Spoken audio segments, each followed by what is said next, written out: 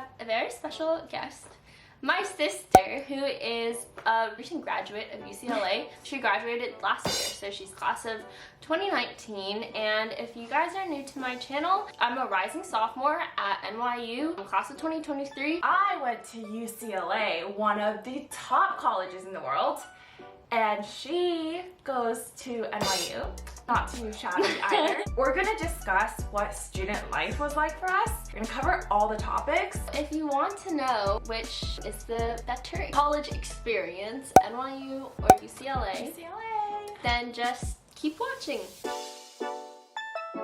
First, we're going to talk about the campus of NYU and the campus of UCLA, and they're very different, as you may already know. Which campus is the better campus? UCLA's campus is beautiful. I do give UCLA credits for having a very nice campus. It's just which kind of experience you want, because they're just worlds apart. You'll probably hear that NYU doesn't have a campus. You technically do have a campus, it's just a little different. Basically, NYU doesn't have a campus. UCLA, on the other hand, has a really classic collegiate campus in the beautiful west side of LA. I think UCLA wins. If you're bad at directions like me, UCLA is going to be a whole lot easier. If you are lazy like me and don't want to have to walk up like a hill, UCLA's campus is actually like the shape of a heart, and it's split by course subject into two sides. South Campus is for the STEM and science majors more, and North Campus is more for the humanities major. So all the buildings are laid out in a super clear way, and we have designated buildings for each subject. Like math has a building, geology has a building, history has a building. as I was saying about NYU campus, it's mainly Washington Square Park, a public space, but it's like dominated by NYU students, and all your classes and the major facilities are around there. So it's like pretty much a campus. The only thing is that it's public, and it honestly gives you a more worldly experience than like a gated campus where everyone's running around in UCLA hoodies and backpacks. UCLA can be a bit of a bubble, but the nice thing is it's right next to Westwood in Los Angeles, which is like this little college town. NYU is several places. Take the subway to get to K-Town. You can take it like 5 stops to get to like Soho. Fifth Ave. You can take it Fake like New Yorker. you can take it like the other way to get to Soho. I think I went this way. Okay, well, we'll just let you guys decide.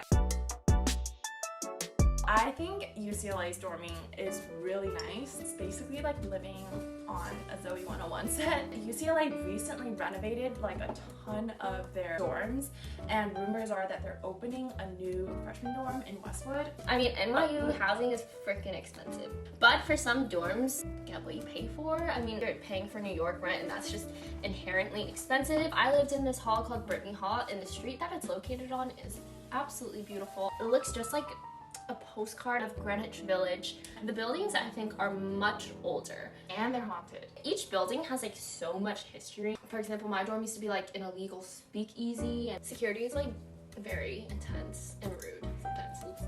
At UCLA, you get a variety of dorms, but they're all on the student hill, so it's really easy to walk around to your friends' places or meet and socialize on the hill. Also, the big halls throw a lot of events for their residents. So I think like from what I've heard from a lot of UC people, your dorm is kind of like a major source of community, and everybody's like really close, and those are maybe like the first friends you make. NYU, that's not really a thing, but they're cozy rooms. why isn't that a thing? I feel like people just have a kind of rushed attitude. Like UCLA also has like communal showers, which I don't think NYU has any communal showers. Most of them are like apartment style dorms. It's not that bad once you get used to it. Do a lot of halls have communal showers? A good amount of them. But you always have the flexibility, if you have the budget, to live in a nicer room or even a single at UCLA. If you guys want to learn more about the different kinds of underclassmen housing at UCLA, be sure to check out my video where I go in depth about all the different housing halls and the kind of cultures. Both like filmed dorm tours of our dorms, and we'll link that, or you can click the card above. And you can decide for yourself which one is better. Oh, one last thing. I don't know about like UCs, but usually people live in like housing for freshman year, and then after sophomore year, a lot of people kind of find their own place just because like it can be a better deal. At UCLA, you normally live on the hill for 2 years and you pay for a dining plan your first 2 years, typically, and then you move off the hill to Westwood or anywhere else in LA where you can commute. That's kind of how it goes down at UCLA. Let's move on to... We're ready for this. Dining halls. UCLA has the #1 dining halls in America, and honestly, that was like one of my favorite things about the school. I mentioned that as my #1 pro in my pros and cons video. UCLA food is on another level. If you're like really a foodie and really about the food experience, eating healthy, eating a variety of cultural foods, and not only is the food amazing, it's like the best value ever. Depending on the meal plan, you're basically paying an average of like $6 a meal, and most of the dining halls are all you can eat, and the food is actually amazing. It's not like that at NYU. It's like your stereotypical, not great college dining hall. The settings are like just like very average setting. Food is like very average, kind of not fresh sometimes. They don't have that much variety. I've heard a few complaints about food poisoning. Wow. Most people think that like the meal plan for NYU is like a scam. They like force you to get one freshman year, or like maybe there's a loophole to get out of it. But pretty much a standard thing, and it's like pretty expensive. It's like not that good. $15. I think it's like 12, but it's not worth it. You can buy food from like a restaurant of your choice for like $12. So next we're gonna talk about Greek life. I am a member of a sorority, Kappa Kappa Gamma. I wasn't in Greek life, but UCLA's Greek life is pretty poppin'. There's 22 fraternities at UCLA. There's 13 sororities, I think, at UCLA. And there's a couple of multicultural organizations. Greek life is like not a very big thing at NYU. It's like pretty chill. It's not a dominating presence at all. A lot of people don't even like know. But if you're in it, it's also just like a great chill way to meet like all sorts of cool people. UCLA has a really great Greek life balance, as in you definitely will see the presence of Greek life on campus, but because UCLA is so diverse and there's such a big student body, there's honestly clubs of every kind and organizations of every kind. Definitely not something you would ever feel like you need to join to get like a full social experience.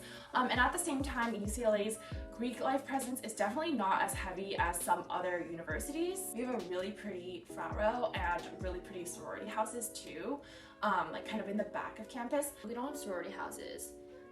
Same with fraternities. We don't really have frat parties. Wait, what? So where do you guys? So what? I don't really know what the situation is, honestly. Okay, but are they just like inclusive and diverse? They're like inclusive. Sorority and fraternities are kind of like more stereotypical. In terms of like the events, they can be diverse. Like if you have friends in sororities, they have a ton of events where they can bring their friends to, and frat parties are generally like pretty open to most students. Moving on, we're gonna tackle student facilities next. Okay, UCLA's library is like pretty grimy, I would say. Like I will only study there if I'm really desperate. It's 2 stories and then Wait, what? 3 stories. Big? Okay, NYU has a really pretty library, I would say. Bope's library has like 12 floors. YRL, the other one, has like 5 floors. Howell Oh, has like wait, so 3 you have floors. you have 3 libraries? We have like 7 libraries. Okay, well, we have 1 library, and I think everybody goes there. Like, everyone that I know goes there. I really like our library. It has, like, pretty much everything you need. They have rooms. Like, they'll have a huge window where you can see, like, so far into the city, and, like, they'll have, like, dark wood, because it's, like, older.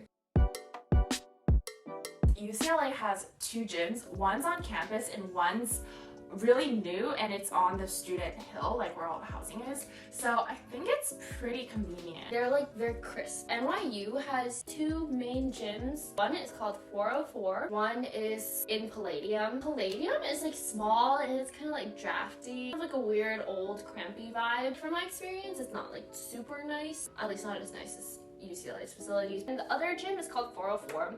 Which is bigger, and that gym is pretty nice. A lot of people like get their own gym membership locally. Yeah, LA has like more of a gym culture, I would say. Yeah, juice cleanse gym thing. LA, the weather's super nice. What is that other thing called? Tailgating. Tailgating. We don't have a football stadium. We don't have like much. UCLA has a pretty strong sports presence. Basketball there is really good, football's really good there. Chip Kelly's the new coach. UCLA is pretty well-rounded in terms of sports, and there's also intramural. Junior basketball one, the tennis courts, soccer field, like it's major. NYU, nah, it's like not exciting. UCLA has definitely always had a really strong sports presence. I think NYU has like a very strong like arts presence. All the famous alum and like the network of people. From my personal experience, I'm like not a huge fan of the student resources. I feel like you have to wait in a long line for everything, and sometimes like academic counselors don't know what they're talking about, which can really screw you over. I don't think UCLA is super strong on that sense. I had a very positive experience with my counselor. The academic center, pretty open to always. My counselor, she helps me with a lot of things. Freshmen have cohorts where they're grouped with like a small group of people and your counselor and like a cohort leader who's also a student. You guys meet like several times throughout freshman year. Oh, you have that. And they like each time you meet, it's like you go over certain things. Basically getting yourself accustomed, getting yourself to know the school. The career center, it's also very like easy to access, very easy to like make meetings and pretty much go there for like any help that you need. UCLA, you do not develop a one-on-one relationship. You basically like give them your card slot and they assign you a number and you just go in, talk to that person for 15 minutes and come out. In all the times I've gone in my undergraduate years, like I've never seen the same face. So like I think it has to do with like private versus public. Definitely. School education. Campus culture. UCLA is pretty chill. Most students go around wearing either basic California clothes or campus gear or athleisure. One of the statements that describe NYU is like all walks of life, and it's so true because like you'll see people from all corners of the world, all cultures, all different styles, all different vibes, whatever you want to call it. But yeah, it's very diverse in every way possible. A lot of UCLA students are pretty basic and just like love Los Angeles. I don't think it's like super diverse in that sense. A lot of different demographics of people, but like the vibe is pretty similar, I would say.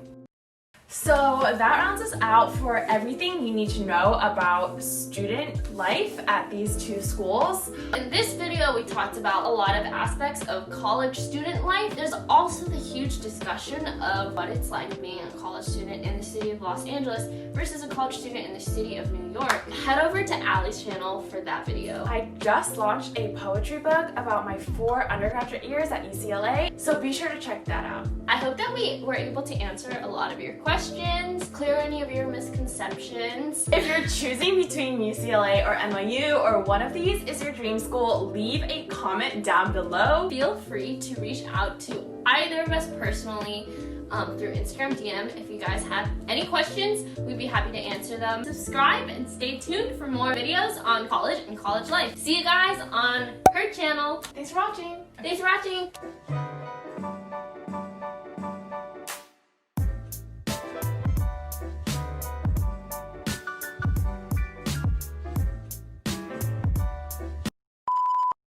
From class of 2023. No, 2019. Oh, yeah. Okay, restart. Okay. College life. I don't know how, have you guys ever...